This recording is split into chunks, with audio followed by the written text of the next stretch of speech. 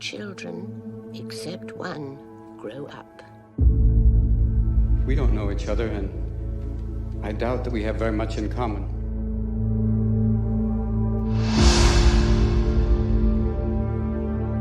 Except this wonderful woman, Wendy Angela Darling. Granny Wendy brought me in from the cold. She taught me to read and write. She even found people to be my parents and adopt me.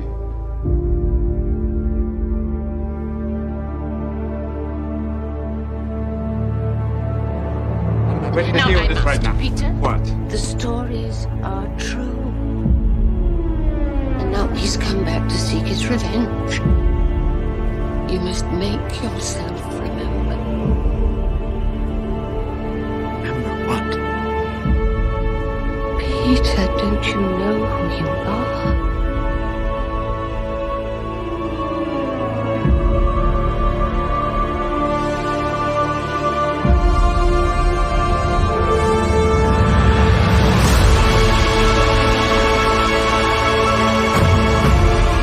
The fight isn't over for Captain James Hook.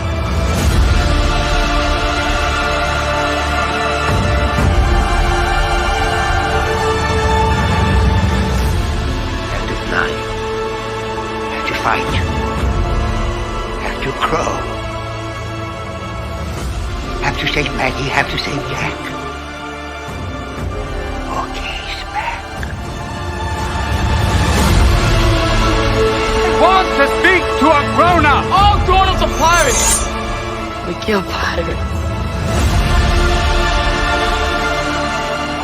There you are, Peter. Who made him into a black cloth? Who wanted to tell the world to throw Pan's children? I'm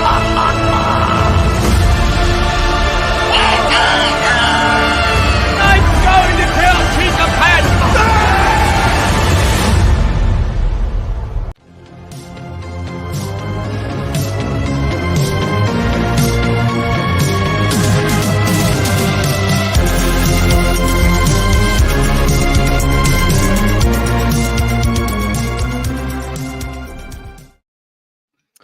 Hello, everyone, and welcome back to the Movie Hero Network. This is Wheel of Movies. We are getting back into it. We were originally going to do Grease because we spun the wheel, and we were all set and ready to go do that in about a week or so when we had spun the wheel, and then celebrity started passing away, unfortunately, as it does. We've done a lot of tribute episodes here, as we're wont to do. As long as it's something from the wheel that we can pay tribute to, we try to do that. It seems like an appropriate venue to do so. So we're discussing Hook tonight in honor of the late, great Maggie Smith, who passed away and plays Granny Wendy in this movie. We'll get into it, but as always, my co-host Richie Goodacre. How's it going, buddy? Yeah, not too bad. Looking forward to getting into it. It's a very divisive movie, but which way the ledge rifle one, we'll see. But it'd be good to talk about. Yeah, no, there's a lot to talk about here, and we'll get into it. We've also got a friend of the channel, Ross Bristow, and this is one of his favorite movies of all time. So welcome, Ross. Not one of. Is it? My favorite movie, my number one. So okay, well, there you go. I couldn't remember if it was in your top 10 or if it actually was your favorite. So there you go. Well, we'll just say this, Ross. When we decided to do Hook, we said, yeah, we kind of have to get Ross on here. He said, I would have killed you guys. Literally. No, I understand. Oh, don't kill us, but if we didn't have you on the show, don't kill me. I have a lot to live for, supposedly, but still yeah. I got other shows I got to do, Ross. I'm a very important part of this channel, if I may say so myself. No. I mean, I would have been like, I just like, I very angry, like, why didn't you guys have me on here? Don't worry, No. I totally get it. No, we definitely considered you. There's certain movies that come up. Like the last one with like the Lion King, I was like, gotta have Jacob Barber on for that one. Like we said, Hook. Yeah, of course it's Ross. Things like that. Movies that are associated with certain people. So I'm sure when Eternal Sunshine pops up, we'll have some. We will get there's a certain somebody we'll have for that. There's certain people that are associated with movies, so we get it. So we do our best to do that here. But yeah, let's get into it. We are discussing 1991's Hook, released on December 11th, 1991. So it was a holiday film, a Christmas movie, and it is even in the movie kind of Christmas adjacent. I think we had it in that Christmas adjacent tournament, if you recall, because there is a little bit of Christmas stuff going on, in the England scenes in the first act of the movie. So it's kind of Christmas adjacent. Of course, directed by Steven Spielberg. Talk a little bit about some of the facts behind this one. A budget that was originally about $48 million ballooned to about $70 million at the time, so a little over budget. Went 40 days over production schedule as well, which is unlike Spielberg. Spielberg's usually pretty right on target, but we'll talk about that because that's one of the reasons he's not as fond of the memories of making this movie as he did, and he blames himself. We'll talk about it. But the box office worldwide, $300.9 million, so it was a successful film, even though he considers it not as much. The studio made money on it, but kind of considered it underperforming, so it considered that it kind of underperformed, even though, again, the movie made money for the studio. It was a hit, but it came in like fourth at the domestic box office for 91. It's weird to be like, oh, that was a failure. I thought 2024 people were greedy. Jesus, all right. No, I guess they were greedy back then. Yeah, even though it made the studio a healthy profit. I guess they just consider it kind of underperforming. Well, Spielberg was on, was kind of the guy, still around this time. So maybe they consider between him and Robin Williams and Dustin Hoffman, so pretty Julia Roberts, pretty heavy hitters. Maybe they consider it kind of an underwhelming thing. So initially this budget was 48 million, right? That's what you said? Yeah, 48 million, which at the time, So initially this budget was $2 million shorter than The Bachelor with Chris O'Donnell and Renee Zellweger. Yeah, around that. So, and at least with this movie, I can see where the money went. I can see the money on screen with Hook. You know what I mean? You watch this movie, especially when they get to Neverland, you can be like, oh, I see where they spent all the money. We'll talk about it. This movie had 9 sound stages, and you can tell like this movie, took up a lot of space and sunk some money into some things. So, at least I can see where it went. And insane amounts of extras and all the cast, everything. So I at least see it. So we'll kind of get into the casting of the movie. Obviously, we got Robin Williams in the role of Hook. I'll kind of bring up maybe some of the other people that were considered. Not a whole lot for that role of Peter Pan. The only other one that was kind of the closest to playing it, but due to a scheduling issue, just didn't have, was Kevin Kline. Can anybody see Kevin Kline playing Peter Panning in this one? I mean, they kind of like him and Robin Williams kind of like look kind of like they got that kind of similar look about them, but like I don't know. I don't know if Kevin Kline could kind of do this that kind of portray that child like whimsy that Robin Williams is known for. I could certainly see him playing the curmudgeon at the start. The lawyer role. Yeah. Like Dustin Hoffman, Robin Williams, and Steven Spielberg, they did not take salaries for this movie at all. Yeah, I was getting there. I'll get there. No. Yeah, that's definitely true. No, that they definitely they forgoed all their salaries in place of, at the time, a percentage of the rentals and the cable rights.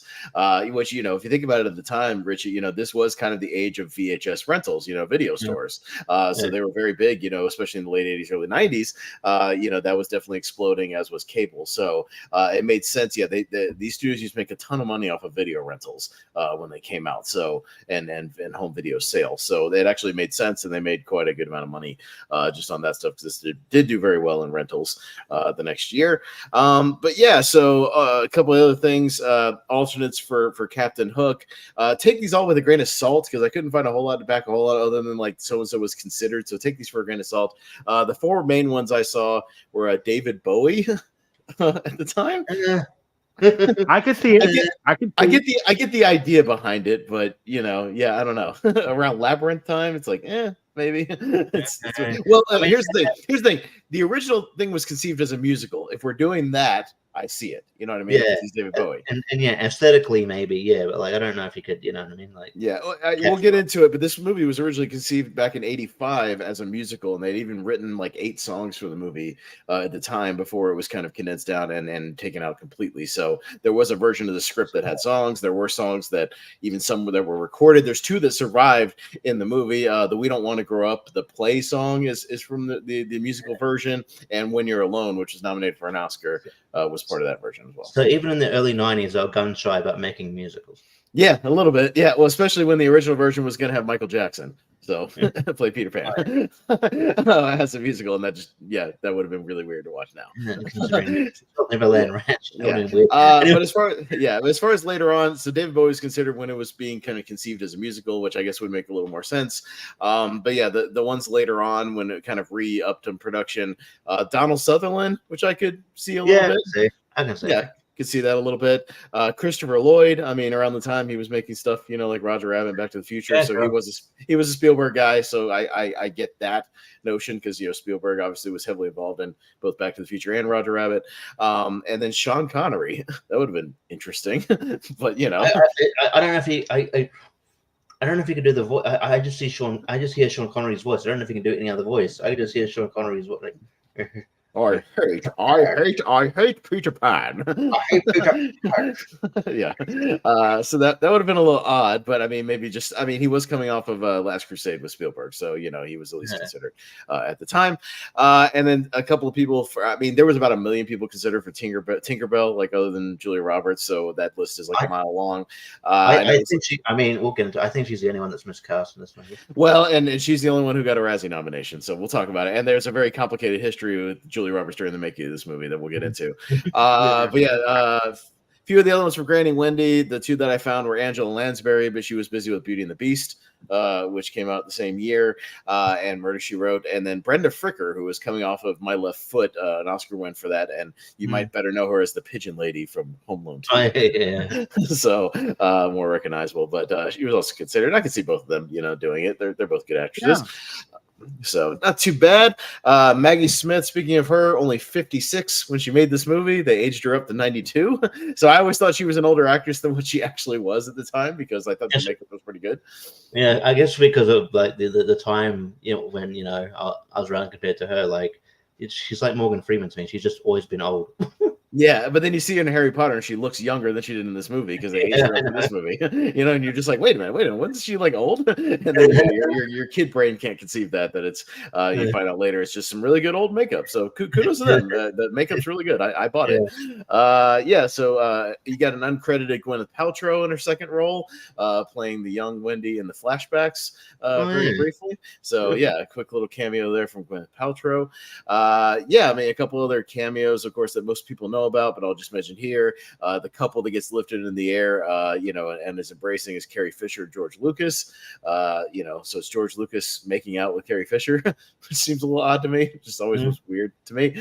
Was that something he like? I think it's something he just always wanted to do. So he always wanted to do, like, hey, I missed my chance. Yeah. I mean, I get George Lucas making a cameo because he's buddies with Spielberg, but that seems a little odd. But Carrie Fisher also did some uncredited rewrites for the Tinkerbell dialogue, so she behind the scenes was kind of working on that. Glenn Close obviously plays the one that gets put in the boo box under some facial hair, makeup, things like that. Tony Burton, Apollo Creed's dad, plays the one that puts her in there. So that was always weird because he never shows up again. He's just kind of in that scene. David Crosby of Crosby, Stills and Nash, the one with the like accordion thing, running around throughout the movie. So I mean, a couple of cameos. Jimmy Buffett's in there somewhere, but I always it was hard to catch him, but he's in there somewhere as well. I know where he is. I know where he is. He's in the shoe scene. I know when they're trying to get his shoes. Like he's one of those guys. Yep. Yeah, run around there. Like I said, this almost got made in '85, but Spielberg had a birth of a child and kind of put it on hold until it got picked up again. Like I said, 9 sound stages for this movie, and you could tell there's like a whole sound stage just for the interior of Captain Hook's, cabin. There's a whole sound stage, over that entrance up to and including the ship. There's the sound stages for the Lost Boys, hideouts and whatnot, all that stuff. The sound stage for the house in England. I mean, just massive sound stages all over the place. So at least again, Richie, you can see the money on screen. It's there, and all these insane sets for this movie, which is, I think, one of the strong points of the film. Did you find out if anyone else was in the running to play Smee? Because I can't imagine anybody else. The only other two I saw for Smee, one makes sense and one just would never do it, and I can never see it. The one I can never see doing is Joe Pesci. I was like, no, Joe Pesci's not playing Smee. But the one that I could see is Danny DeVito was considered, and I could see that. I could actually see that. I mean, I love Bob Hoskins, but Richard Attenborough almost played Toodles too. Who was that? I couldn't. You broke up for a second. Richard Attenborough. Sorry, I can see Richard Attenborough almost played Toodles. Yeah, and Joseph Mazzello, I think, was considered for the role of Jack, but they said he was too young, and then he went on to just be in Jurassic Park, so he at least auditioned. But yeah, I mean, I can see the Attenborough thing too, because then he goes on to be in Jurassic Park. So it's some of those people are just like, hold off, I'll make you another movie, and I'll get you in another movie. So they got another one. But yeah, the Dave DeVito thing I could see, because I could see him just running around as me, and having decent chemistry. So that makes sense. Like I said, 40 days over schedule, 20 million over budget. Spielberg said he was just moving at a slower pace than he usually does, just for whatever reason. I think he was just going through some personal stuff at the time. So he fully blames himself. He does not put the blame on anyone. He said, that's totally my fault. I did not work at the pace I should have. There's a lot of things that the character goes through that I think that he's mentioned that might be autobiographical to his life. Like I think he's going through a divorce at the time, right? No, he was definitely going through a divorce at the time. And there was like custody battle stuff. So the stuff with the kids. I mean, there's always themes in his movies about like fatherhood and family troubles and family drama in all of his movies. Well, and he's gone back and said the stuff he actually likes about the movie. He kind of looks down upon this movie in retrospect, I think just because he didn't have a great time making it, but he says he loves the stuff in the first act with all the family, because he relates to it. And it turns out pretty good. So all the stuff basically in England before he gets hauled off to Neverland and some of the epilogue stuff he enjoys. So it definitely makes sense when you look at that. And that's what he said, that he likes all that stuff and not so much everything else. The drama with Julia Roberts, there was, not only was she just kind of a diva on set, kind of blowing up from Pretty Woman, and just was a pain in the ass to work with for the most part. She had 100 personal assistants and just people just running all over the place just for her. But she also went off to marry Kiefer Sutherland. That marriage fell through, or at least the ceremony fell through. She ran off and hid out for a while in California, then flew to Ireland and just hid off for a while. And she put the production into jeopardy because she was off just hiding out in Ireland, wallowing in her tears. And Spielberg was like, if you don't get your ass back here and film the rest of this movie, you're fired. So that was, they did not have a good relationship. Everybody, they called her Tinker Hell because she was kind of miserable to work with. So it is what it is. She's the one Razzie nomination this movie received for supporting actress. You can maybe see it. We can talk about that later.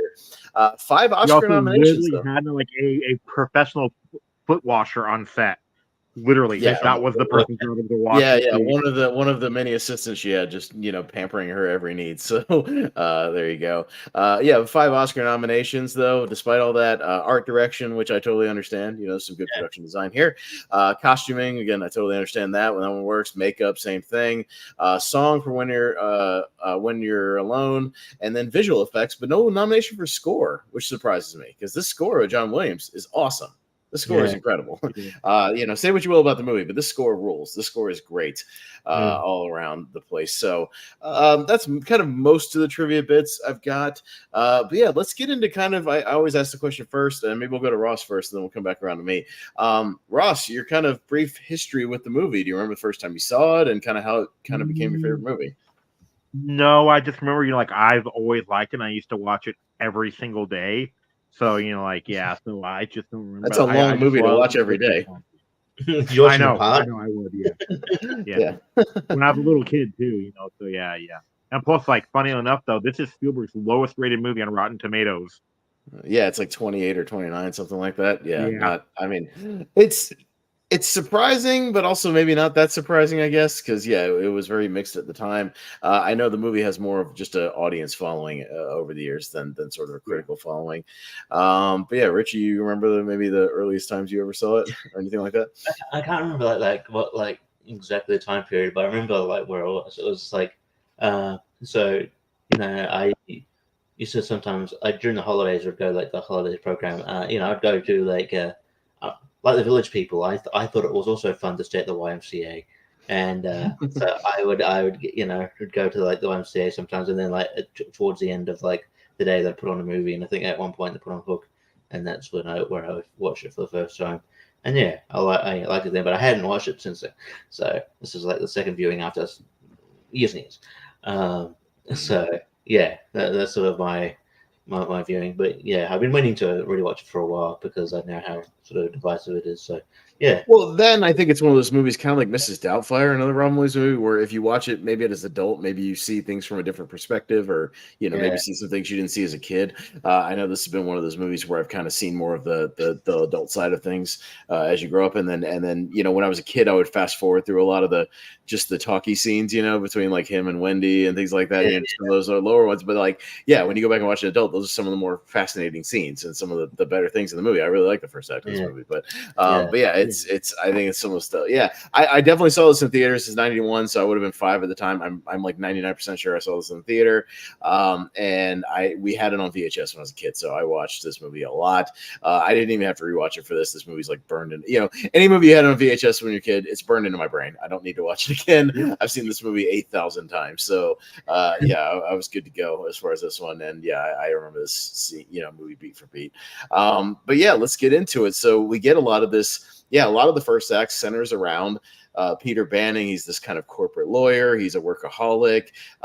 Even though, the opening scene is him, actually at, attending his daughter's play that she's in. It's a Peter Pan play, but he's still taking phone calls in the middle of it, which again, we talked about movie tropes. Remember that one time, or movie etiquette? That would qualify as, stay the hell off your cell phone, especially in 1991. That was a loud ass ring on that damn cell phone too when it goes off. Get off your phone. You're watching your kid do a play. And you can't be inconspicuous with the phones back then because they're bricks. And he like has to extend he extends the little antenna every single time. But it's also it is a trope where it's like there's always like the absent dad trope kind of always like it does center around like either a play, either like the dad kind of drawing attention to himself in a negative way at the play or not showing up to the play at all. So there's always it's the same thing. I just rewatched again like Law Abiding Citizen. There's a whole thing with him Jamie Foxx not going to the daughter's like cello performances or whatever. So that seems like that's an ongoing movie trope of like the dad not going to the performance, no matter what it is. But yeah, Ross, what do you think of this whole Peter Banning stuff and the kind of the sort of absentee father trope of this thing? But I think he plays it well enough. Yeah. I mean, like it's not as it is obvious, but it's not like as annoying as in like Jingle All the Way or like in the new LeBron James movie. So but like it works well enough. And then like when he's on the plane, that company actually closed a week before the movie came out. Yeah, the Pan Am flight. Because there was a Pan Am disaster, and then they also just went out of bankrupt. And that's where you hear like Hook's voice for the first time on the plane. He's the captain on the plane. The Jingle All the Way scene's hilarious, by the way, really, because he gets karate, the karate thing, and then the people are cleaning up.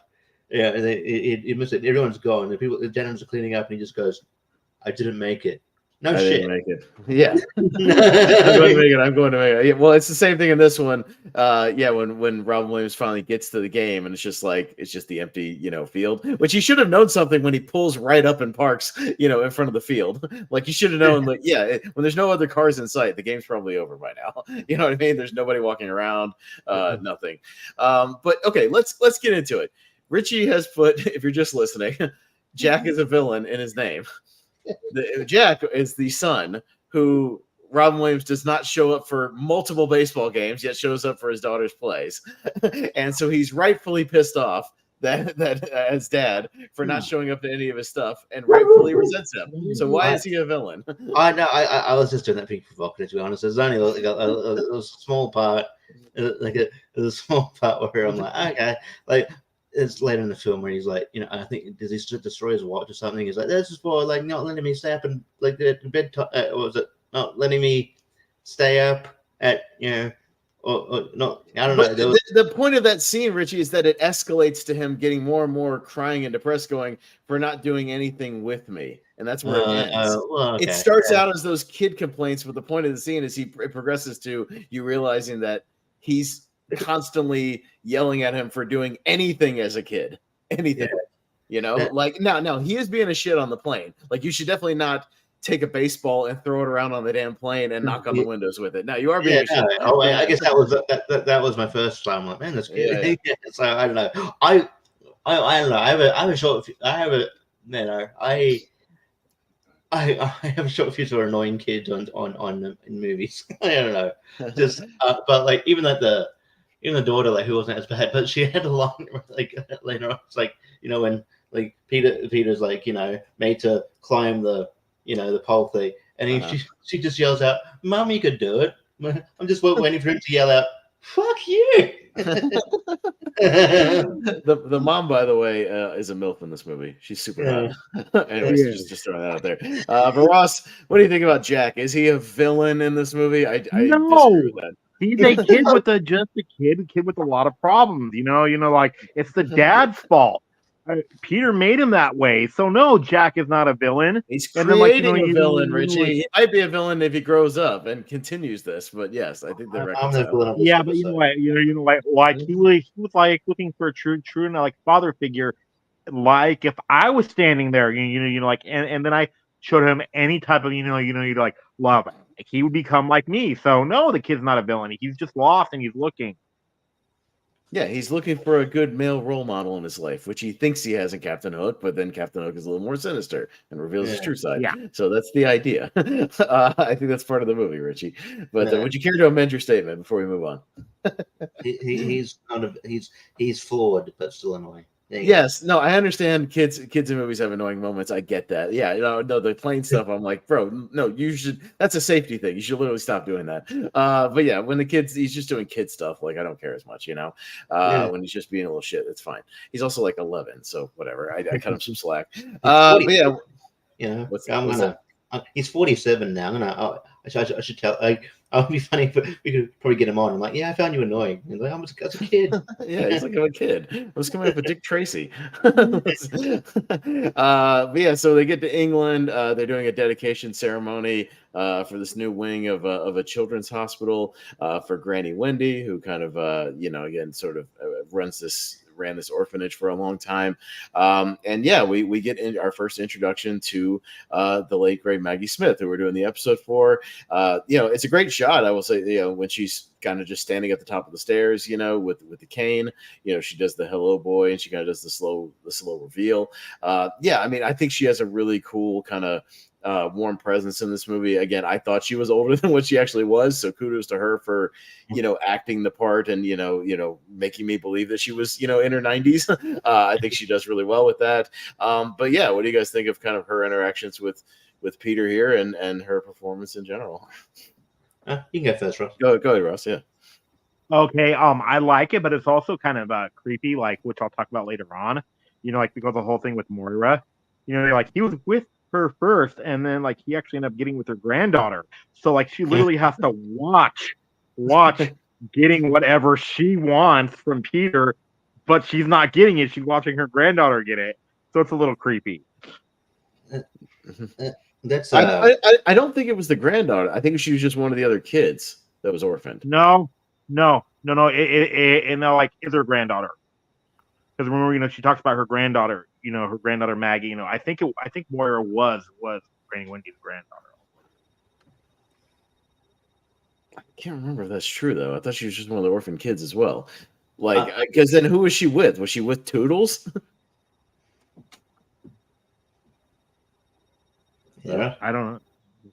That's what I'm saying. I don't remember her ever mentioning, like, okay, yeah, husband or anything. So,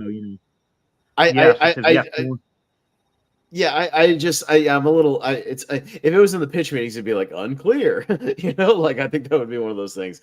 But I don't know. I'm just talking about the performance here. But yeah, Richie, what do you think about Maggie Smith in this movie? Yeah, if that is true, like wouldn't be the first time Ron Williams was in a movie with that scenario, because in Bicentennial Man he gets with he shakes up because he's old. He shakes up the grandma and the grandma and the granddaughter. It's weird. Anyway, I thought she has a warm presence. There's this sort of like this understated sort of aura and charisma. Like people just have that aura and charisma. I guess some people call it X Factor. I don't like. I think that's an overused term. But she's got that that presence, that sort of warm presence, like you said, that kind of you need for the role. And yeah, I thought, I really enjoyed her scenes, and especially her entrance, her intro. I'm using wrestling terminology now. X Factor intro. Entrance. Yeah, her entrance, yeah, in the movie.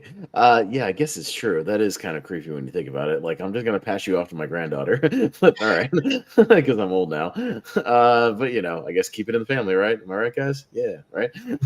So, hey, if anybody's gonna have sex with my cousin, it's gonna be me. All right. Jonah Hill of Wall Street. So, no, I mean, so yeah, we get a little bit of that. Yeah, we get this kind of dedication ceremony. I really like this back and forth when they're kind of when the kids are home.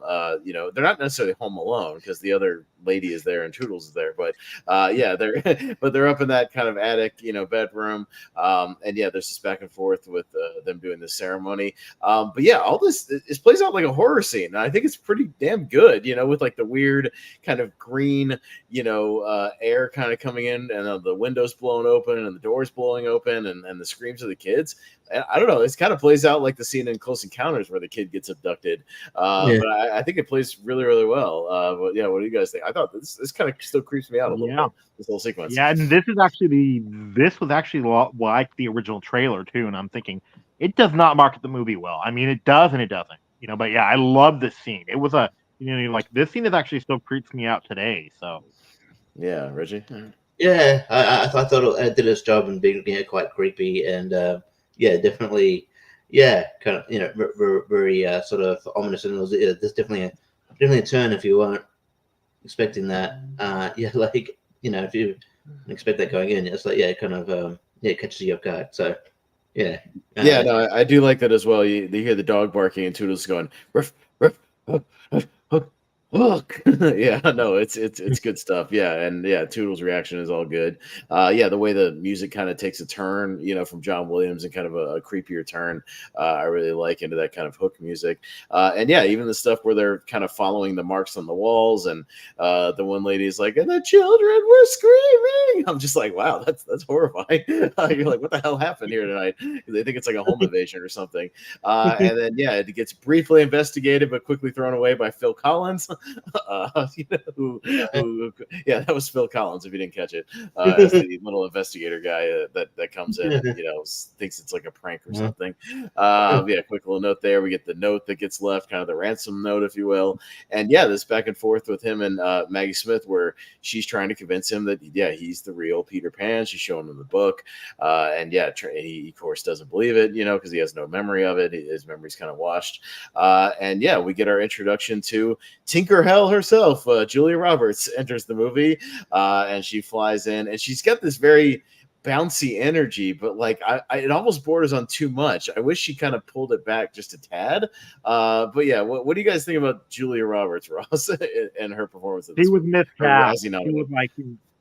She was too much. She was miscast. Richard. Plus, like Tinkerbell is supposed to be fun, the character, but she's also supposed to, like have this like dark sided edge to her, and I did not get that from Julia Roberts at all. Mm-hmm.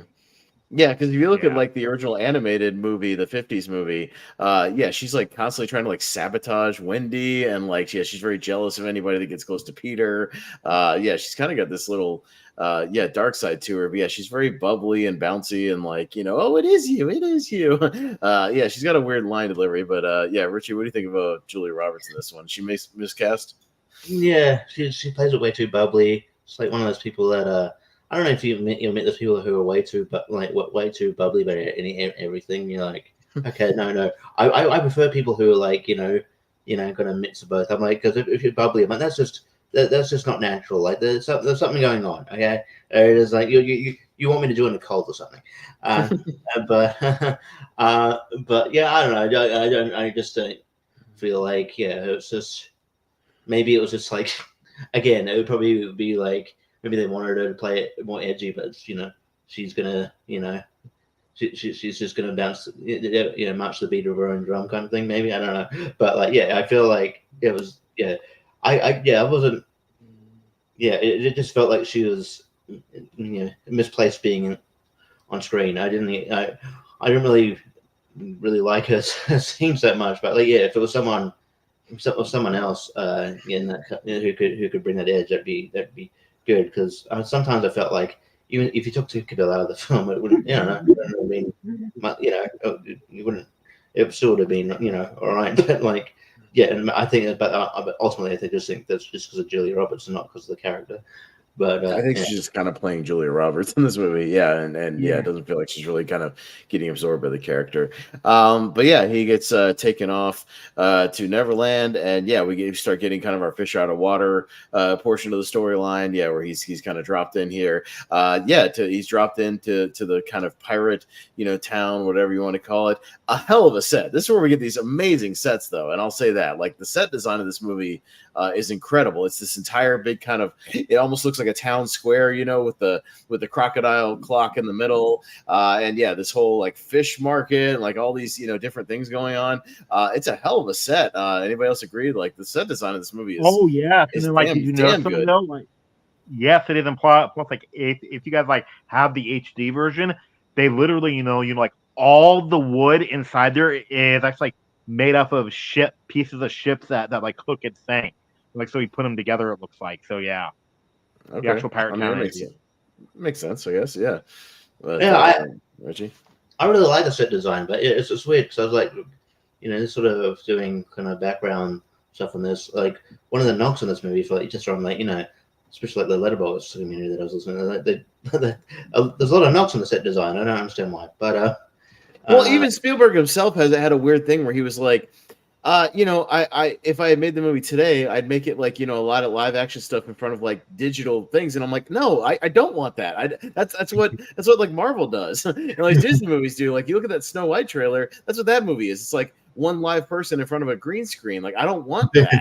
Like I think one of the charms of this movie and why it's kind of held up over the years is the stuff you can't really criticize. Is, you look at these sets and they're incredible. Like all these sets are amazing. The actual ship, and then kind of where they hang out. We get the introduction to Hook. Like that ship is great. I think a lot of the kids maybe connect to the Lost Boys stuff because it looks like just one big playground, or something. You got the Rufio's, thing that's going all around. You got all these kind of basketball hoops and half pipes and all kinds of stuff. And I think that's what people like about this movie is that everything feels real, even though we're in this like fantasy Neverland. That's the stuff I love about this movie. I think the set design is awesome. Yeah. Yeah, So I like the set design. I like it meant to feel like I was more into that world than I would be if they did digitize it. So yeah. Yeah, no, for sure. But yeah, we get our introduction as we kind of make our way to the ship of Captain Hook and that really cool kind of flashbulb thing. I thought that was awesome. When he actually like puts on the hook, that was great. We get Bob Hoskins as Smee, kind of doing these really sort of like corny dad jokes. You get that kind of hook, give us the hook thing, which is great. I think it's a really cool build up, to the actual anticipation of seeing Dustin Hoffman because we don't see him until about 40 minutes into the movie. But I think it's a nice build up to it. Yeah, Smee is kind of a perfect sort of just like right hand man. And yeah, I think some of my favorite scenes also is some of the back and forth they have like in his little cabin because it plays like an old married couple or something. That's it's just how like, they played it. I know that's how they played it, like some old gay couple, and it's pretty great. Actually. Yeah, but they can't come out, so they like hide the innuendo they said on purpose. Yeah. No, and then like, did you notice too though? Like when Smee's also job is a poison tester because if you remember, like when he takes a bite of the chicken and he spits it out, that means that it was poison. Yeah, for sure. But yeah, no, I like all their back and forth. But yeah, we get Dustin Hoffman as Captain Hook, and I think he's pretty damn good in this movie. I really like his performance. I just love his little line deliveries and his nuances with the whole like hello children, comfy, cozy, all that kind of stuff. Is it you, Peter? All that stuff is really great. Ross, talk to me a little about Dustin Hoffman. What do you think about him in this movie? Oh, he's my favorite Hook ever. He's just great, and plus, like he has this dry wit about him that I did not really get as a kid. Like the scene where he's not like he's like walking up and he goes, "Well, the cop, it's me," and he turns it on.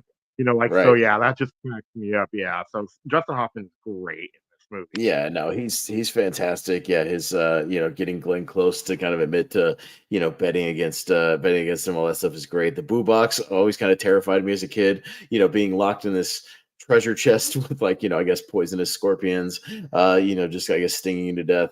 That always kind of horrified me. But yeah, we get this kind of back and forth with them. He still thinks he's kind of dreaming, or he just tries to buy him off, with a check. And yeah, he presents a little challenge to him, realizes he's not, the Peter Pan he used to be. And yeah, but he does give him a chance to try to get the kids back. We get the scene where he's kind of reaching out and can't quite do it and sort of gives up. It's a heartbreaker, and Captain Hook's just kind of he's more dejected about not having his antagonist anymore, his arch enemy anymore. He's more just depressed about that than the fact that that he couldn't do it and whatnot. But it's a really good back and forth scene, before we kind of get to the Lost Boys. Yep, and then when the ship is actually parked, they literally had hydraulics on the ship that would cause it to turn back and forth, but they realized, okay, this is going to give people motion sickness, so they had to turn them off and never use them. Yeah, you can't do that while you're acting. I think it's a better thing just to have it just sitting kind of idly there. But yeah, to make Pirates of the Caribbean look like a different movie, just like if everybody was just kind of rocking back and forth while they were trying to deliver lines. The scene you see, yeah. But that scene in Family Guy, they keep throwing. Yeah, no, please turn the hydraulics off. I literally can't act right now. But yeah, we he gets knocked off the boat, saved by the mermaids, and we enter the Lost Boys. And we get all these various Lost Boys, Thud Bud and Don't Ask and all these guys. And yeah, our main head leader, we get Rufio, played by Dante Basco, who I met at a convention. He's very cool. Yeah, he's one of those guys that forever just kind of didn't age. He was still playing high schoolers 10 years later. If you remember that, what was it? It wasn't Dirty Dancing Van Nights. It was the Antonio Banderas dancing movies. Anybody remember what I'm talking about from 04, 05? Yeah, I think it's the name though. Shall We Dance? Yeah, he was still playing a high schooler in that movie. And that was 2005. 2002. Yeah, or something like that. Yeah, it was early 2000s. He's still playing a high schooler. Yeah, so one of those guys that just didn't age for a long time. He still looks good. But yeah, he's kind of the head of these Lost Boys. And again, the set design on this, excellent. Yeah, all the little things he's running around through and he's getting chased by them all over. They don't buy him as Peter Pan either. And it seems odd. They're just ready to kill him. He's just oh, hey, it's an adult. Kill it. It's just little ask a few questions first, kind of see what's going on. But yeah, what do you guys think about the Lost Boys? Remember though, they've lived there for so long that the only adults they see are pirates.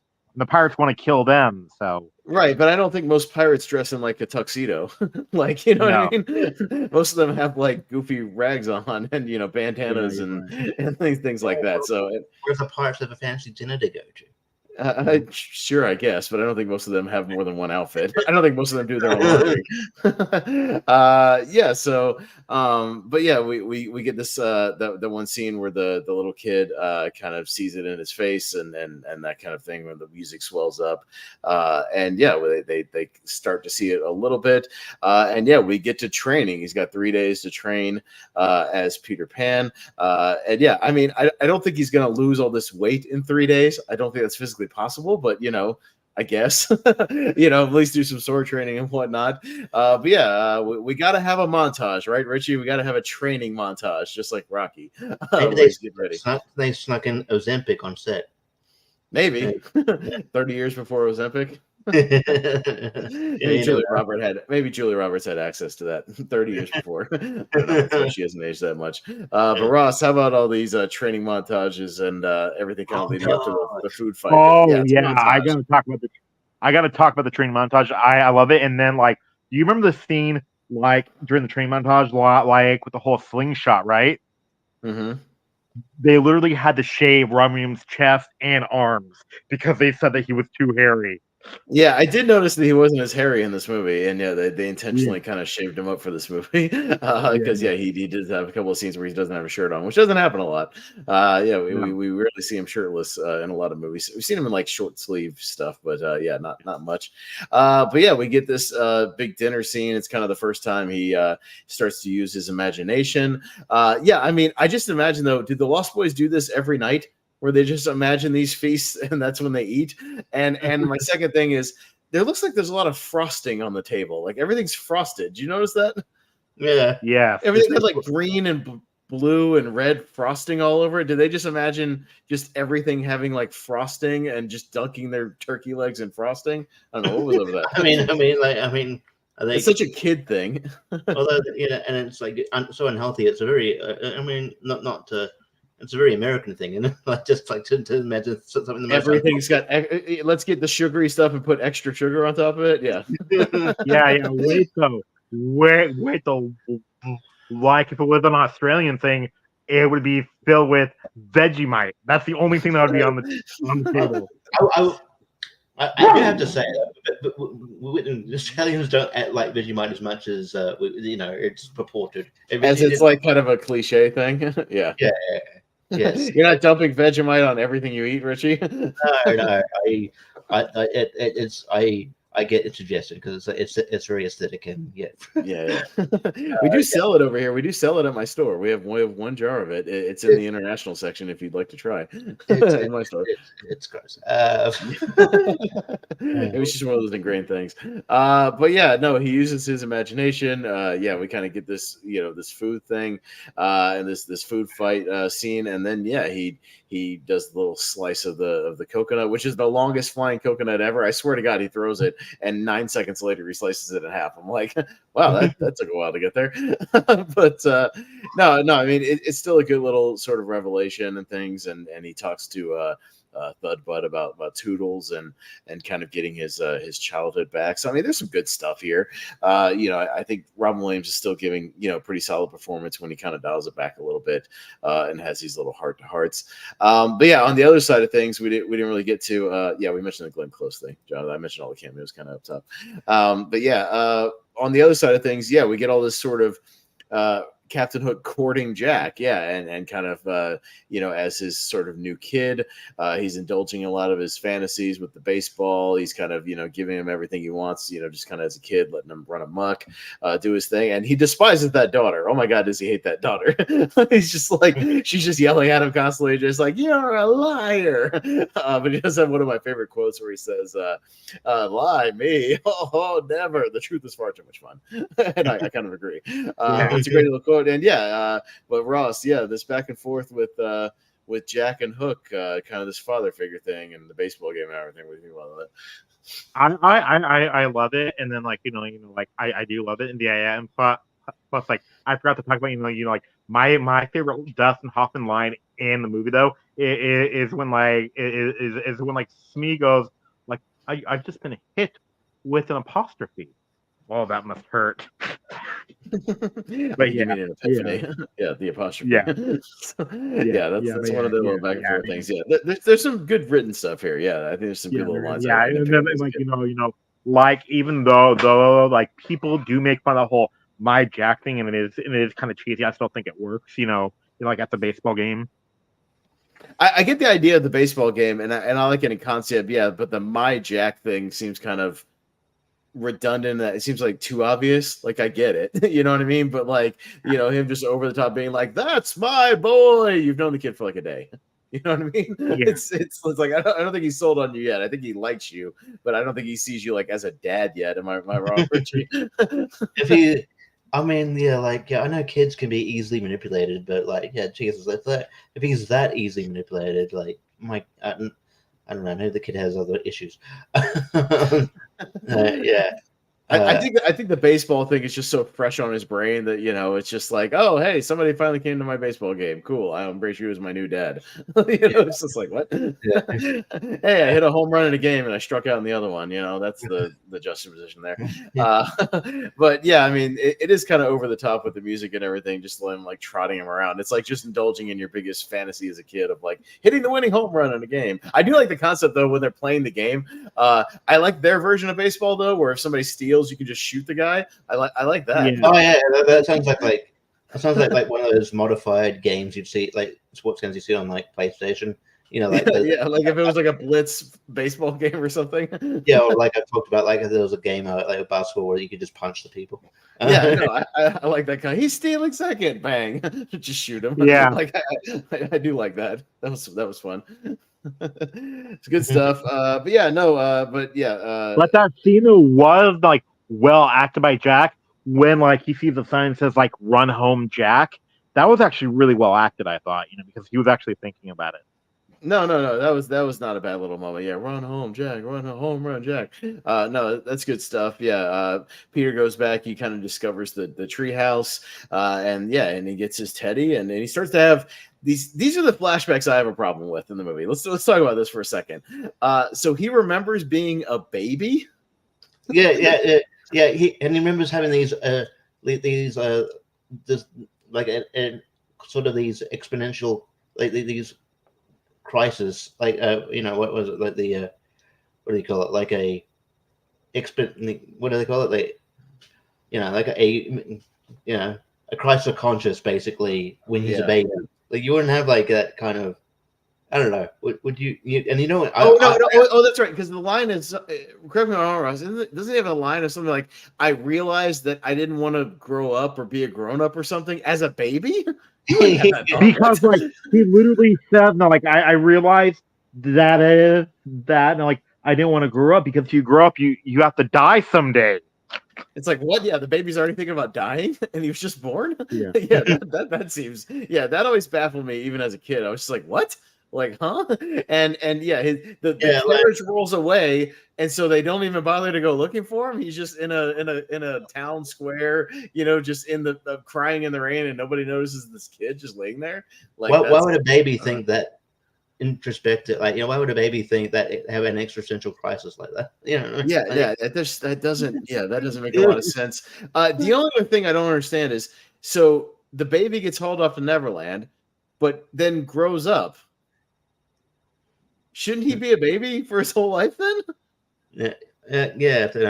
I don't know. unless every time he comes back to the real world, it like catches up to him. Does it like make him grow? The 3 years that's how the book is.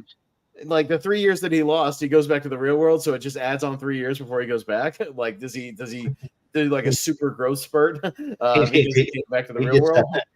He does it too much. He just starts like rapidly aging like Demi Moore and the Substance. Right. Where it's like a reverse Benjamin Button. Like all of a sudden he just ages really, because we get that other montage where he keeps coming back through the window to visit Wendy, but every time he comes back he's older, and I'm always like, well, why is he growing up in Neverland? Wouldn't at this rate he would be an adult. It's the only thing that I guess that there might be a story thing for it. If anybody knows, let me know in the comments, please.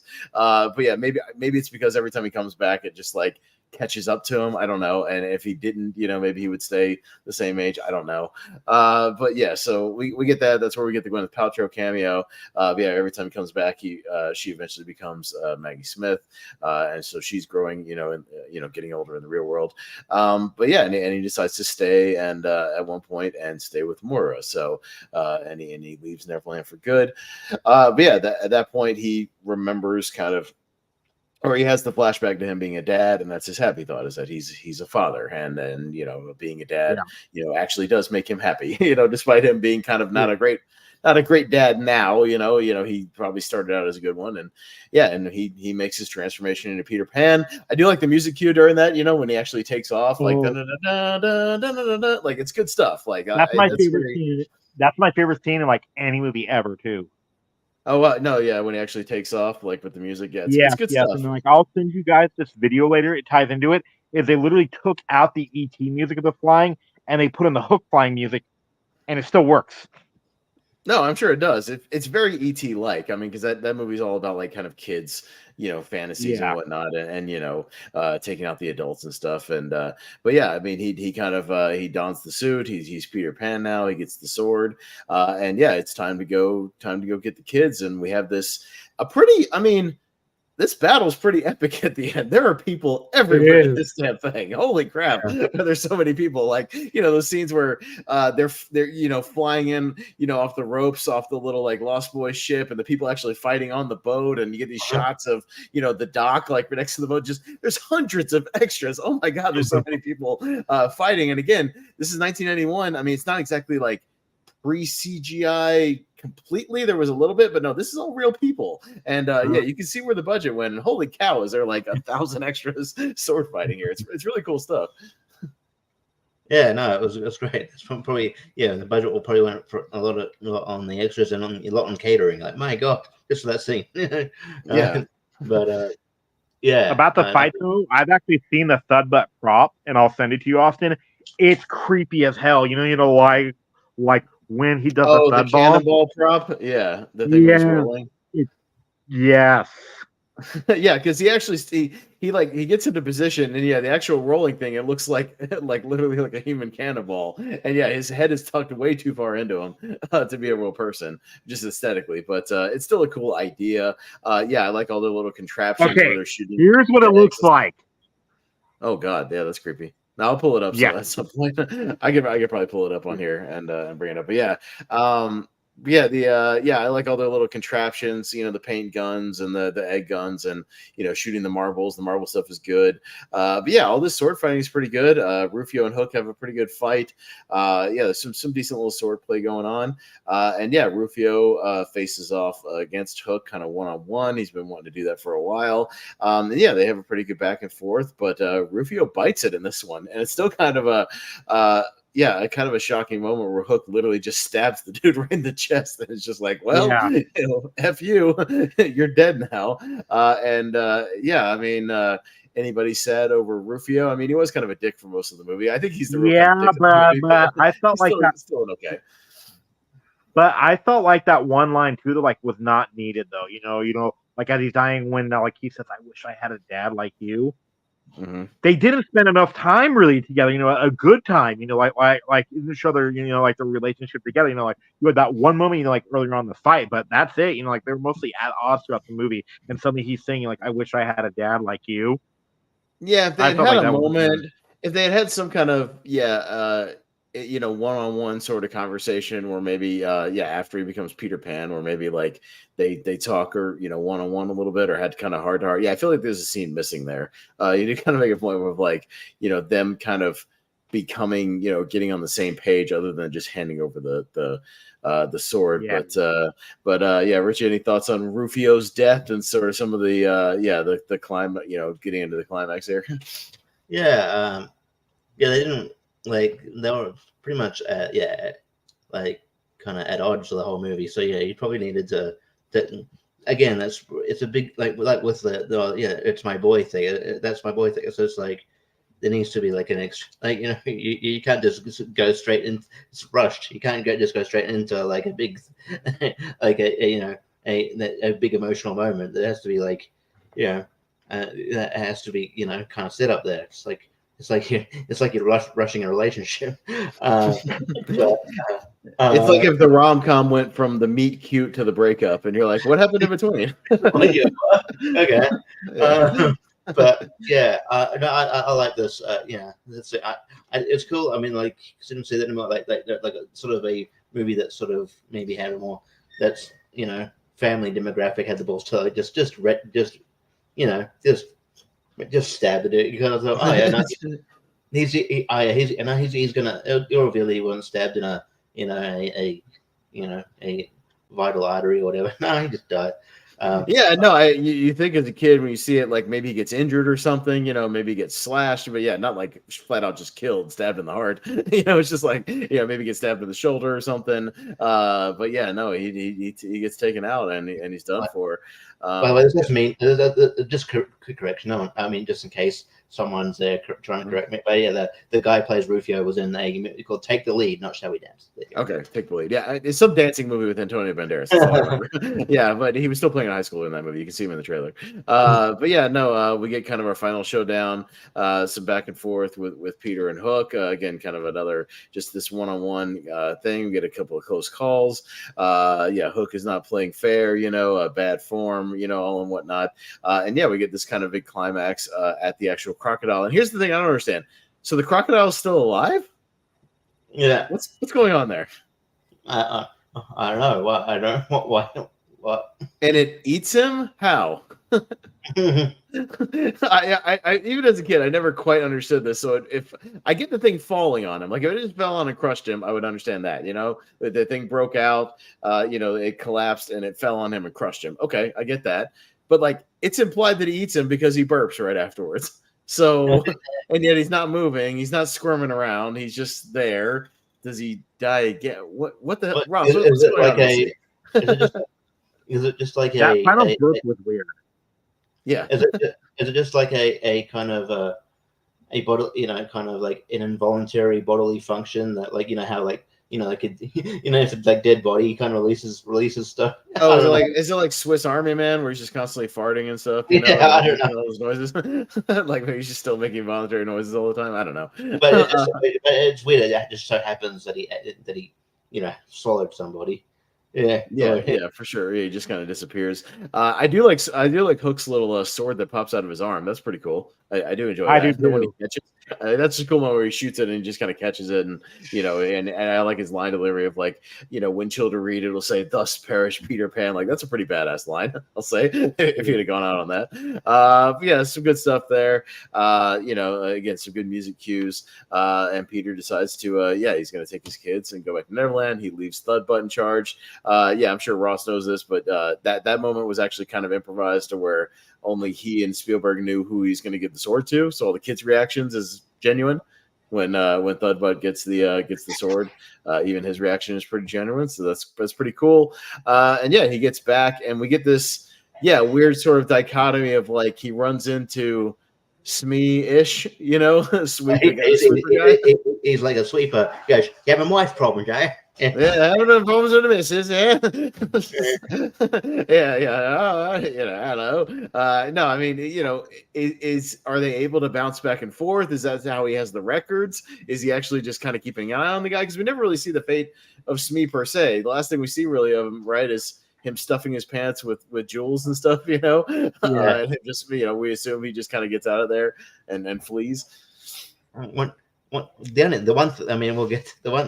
other thing. The thing I found baffling is when he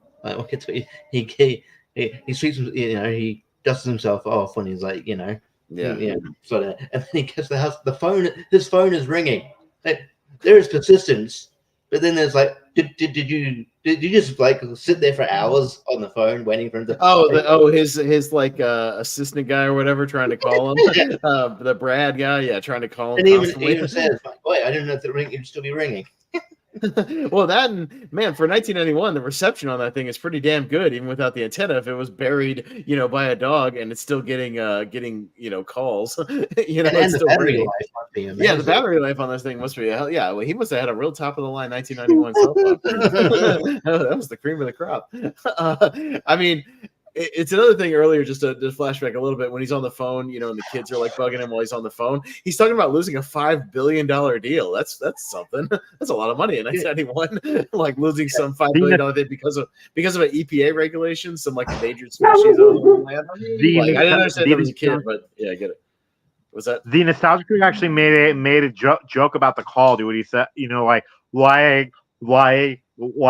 like when he snaps the kids, he goes like, it's not like he could just go into another room or something. How big that house is. Yeah, no, he could like walk outside, and like, walk out on the front and take the phone call. Yeah, he's trying to have this conversation while his kids are just running amok. Yeah, the mom. Look, I understand he's very business obsessed, but the mom should also like be like, "Hey, your dad's kind of on the phone right now. Like, can we not come in running and screaming, and then blame him when he freaks out, about that." So yeah, I understand he's probably always on important calls, but if this is a really vibrant thing, like this could That be is an like, important call. A $5 billion deal is an important call. Yes, that is important. This could change your family's life. You know what I mean? Like, just shut Well, up. that he's the main corporate lawyer for some corporation. Again, it's kind of vague, but I'm assuming it's it seems like some kind of real estate thing or something like that. And yeah, a $5 billion real estate deal is a big deal. That can make or break a company, or some merger or something. Yeah. That is kind of a big deal. Yeah, like I'm sure you wanting to play catch or whatever you want to do, like run around, they can wait 5 minutes. yeah, just a couple of minutes. Yeah, because it seems like it's falling through, and yeah, that would be a big deal if you were the head guy kind of trying to negotiate this deal. But anyways, kind of getting back to the actual thing in the movie. Yeah, he ends up kind of throwing his phone away. I'm assuming he quits his job. Okay, or he's going to when he gets back. I guess he has the foresight that like phones are going to explode in popularity in the next years, and he's going to need a phone. I'm just saying. Yeah, he's definitely going to need one eventually, especially if you're a lawyer. Yeah, phones seem pretty important. But yeah, he's kind of he has this kind of scene with his kids, and yeah, Granny Wendy, excuse me, and Toodles finds his marbles and gets his fairy dust, and things kind of wrap up. But yeah, what do you guys kind of think about the final scenes of this movie and sort of the wrap up? It seems kind of abrupt, even though the movie's 2 hours and 20 minutes, but it's okay. Yeah, I mean, I like it. I like it enough. I love it how they like blur the lines of reality, but and then I remember like an Adam Sandler movie actually kind of copied it. Like the scene at the end of Click, like when he's like, I'm trying to make all these deals. Like I'm planning stuff, all this fun vacation time we're gonna have, which is kind of like the same ending as Hook. Like what did I tell you? Always keep this window open. Mm-hmm. Yeah, for sure. I liked it. I like the ending. It's good. I thought it was, it tied everything up pretty good. But I guess coming back into it after watching a lot of Robin Williams filmography, you sort of get used to cliche, the very Robin Williams whimsy, like ending. You know what I mean? I don't know. It's just it feels very. It feels very similar in that vein, but it was still, I still didn't mind the ending. I thought it was good, but yeah, it did feel a bit abrupt, even though it's 2.5 hours. That's probably my only knock on this film, is it's probably a bit too long. It's weird how the movie feels both rushed and too long at the same time. It's one of those conundrums of those movies that they're long, but then certain sequences feel rushed, or like we talked about, it felt like there should have been one more scene between Peter and Rufio kind of before the climax, or just these scenes that now to be fair, I did see something where the original cut was 3 hours. There might be some stuff in there, some scenes like that that maybe just got trimmed for time, because you can't really have a family movie that's 3 hours like that. That's just not going to work. But yeah. Yeah, family was 2.5 hours. Yeah, okay. Yeah, it's already 2.5 hours. It's already kind of long, but I mean, it's a little sloppy, a little messy. But at the same time, just kind of getting to our final thoughts, I still think the movie has enough good stuff in it for me. Even watching it now, there's enough stuff I can get into. Again, that stuff in the first act is really, really good. I like the family dynamics in the first act. I love the set designs, the production design, the score. There's enough technical stuff about this movie that I think is still really good. Again, a lot of the performances. Hoffman's great. Robin is great. They're both doing their best with the material, and I think they still are kind of giving it their all. There's enough here that I like, and I just essentially like more than I dislike about this movie. I've seen this movie a whole bunch of times. It's totally watchable. It's totally entertaining. I don't think it's Spielberg's worst movie like some people think. I think that's kind of ridiculous. I've seen movies I way dislike more than this, especially in the last 10, 15 years of Spielberg. What was the comedy he tried to make? That was early on. 1980. 1984. 1941. Yeah, 1941 was a way worse movie. Yeah, 100%. That movie's a total mess and a total misfire. Even then, I don't even like I don't like the BFG. There's other movies that I just flat out. Tintin was bad. Tintin was bad. Tintin, I'm not a big fan of. I know some people love it, but yeah, I mean, just there's other movies I like less than this. So I mean, it's like middle Spielberg for me.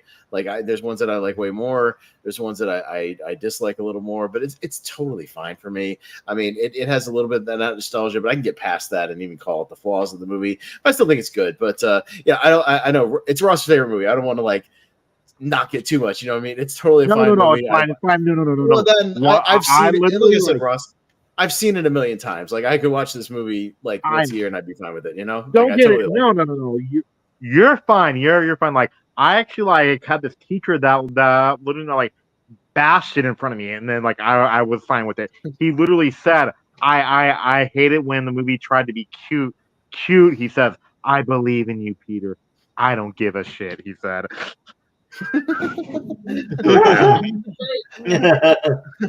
Well, that's just doing like the I'm Spartacus thing, like it's just, yeah, I believe it's a bunch of kids saying that. Like, again, it's a lot of kids doing this stuff in this movie, so I'm fine with Yeah. kids doing kid stuff. Yeah. Yeah, Richie, yeah, I don't know if you have like nostalgia for the movie or anything. I know you said it'd been a while since you actually watched it, but yeah, how was your viewing and kind of overall?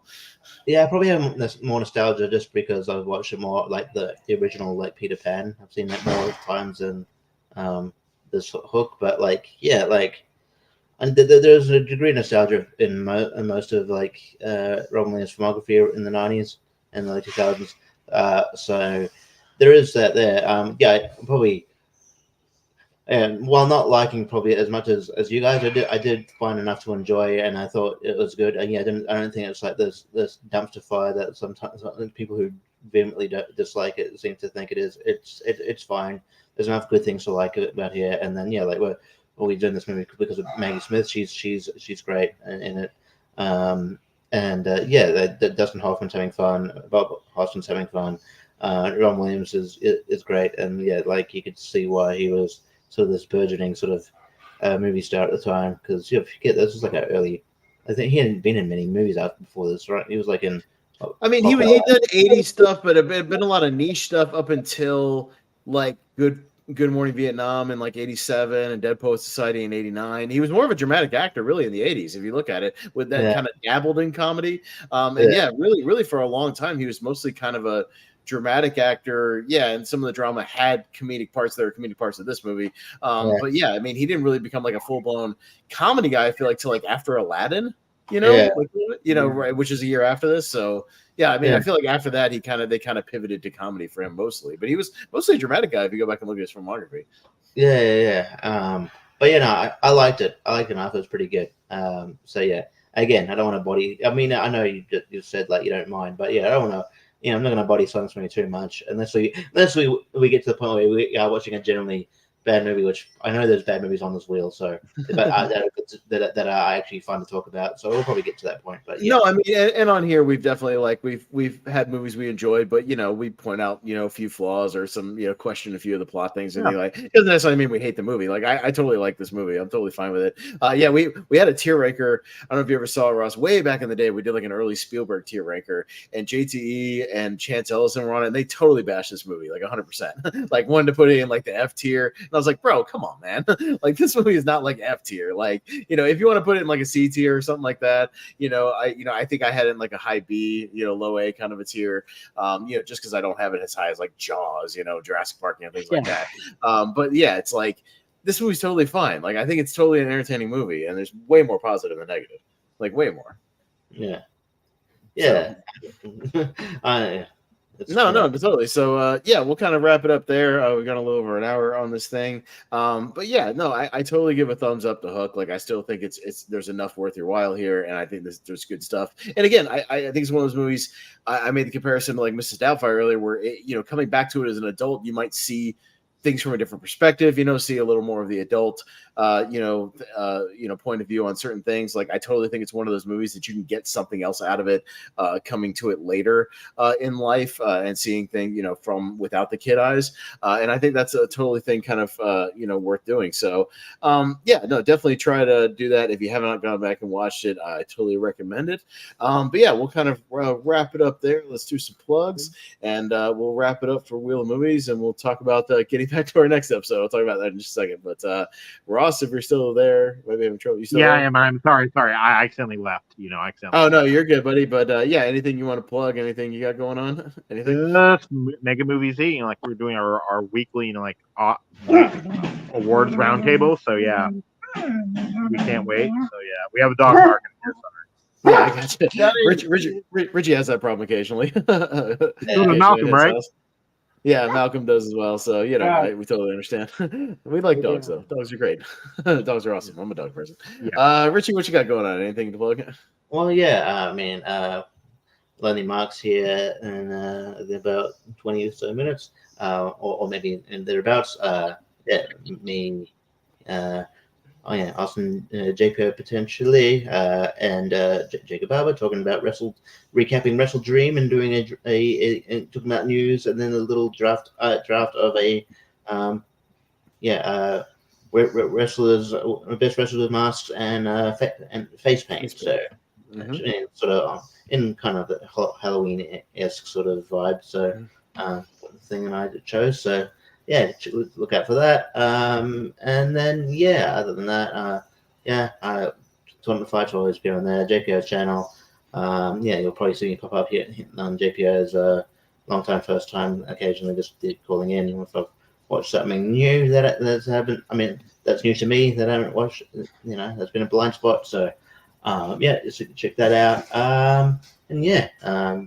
But that's pretty much it. And I'll let you kind of talk about what we got on next time. But, and we'll talk a little bit about it. We can talk about it off the air if we need to, Richie. But I was almost thinking we jump and go ahead and do the Grease episode next week, only because the Thursday after is Halloween. So and I want us to be able to take Halloween off, and enjoy kind of the holiday week. But since we were kind of behind anyways, we had to postpone that one. If you'd be down for it, I'd be willing to do it next week if you want to. If you have access to Grease, it's not a very long movie, so I mean, it's not like I was prepared for it anyway. Yes, so gotcha. Yeah, okay. So we might go ahead and do that. We'll jump to it, and just get it out of the way again before Halloween, because Halloween week is going to be a little busy for us, and same thing with Lonely Marks. We might end up doing that like the night before or something like that. We don't want to burden everybody on Halloween night. Let everybody enjoy the festivities and then watch scary movies and whatever you want to do. You might see us back here next week talking Grease, getting back to what we originally had on the wheel. And I believe we're going to have Malcolm on for that one because he's a musical guy. He likes Grease. So and that's another one I had on VHS when I was a kid. I've seen it a million times, so I might rewatch it. I don't really need to. I've seen that movie 1,000 times. Same with Hook. So we'll see. I probably will. I've got a 4K I haven't opened up yet of it, so that'll give me an excuse to bust out the 4K at least if I want to. Get the 4K of Hook. It's really good, and plus includes eight deleted scenes. I can't remember if I have what I have over here. I've just got the Blu-ray. I have a Blu-ray of Hook, but I've seen the 4K out there. I've got the Blu-ray of it. But as far as that, Movie Hero Network, you can find them mostly over there. Excuse me. Not this Saturday, but next Saturday I'll be on Mega Movie Z with Wolfman, and we'll be doing our monthly mistake and our Halloween edition. Doing another Halloween movie. This time of Halloween. We're doing Halloween 5. Halloween 5 is what we're doing for our drinking game. So, Revenge of Michael Myers. So, we'll be doing that. Other than that, we'll leave it at that. So, until next week where we talk a little Grease.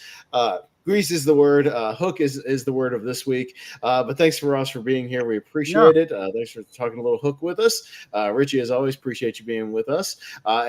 Stay tuned over on the Lonely Marks Wrestling Podcast channel, or I'll link it to it in the Movie Hero Network Facebook group here in just a minute for Lonely Marks Wrestling Podcast. Join us for some wrestling talk. We'll have a good time over there. So, for Ross, for Richie, I am Austin Pez Howell, and we'll see you next time on Wheel of Movies. Bye.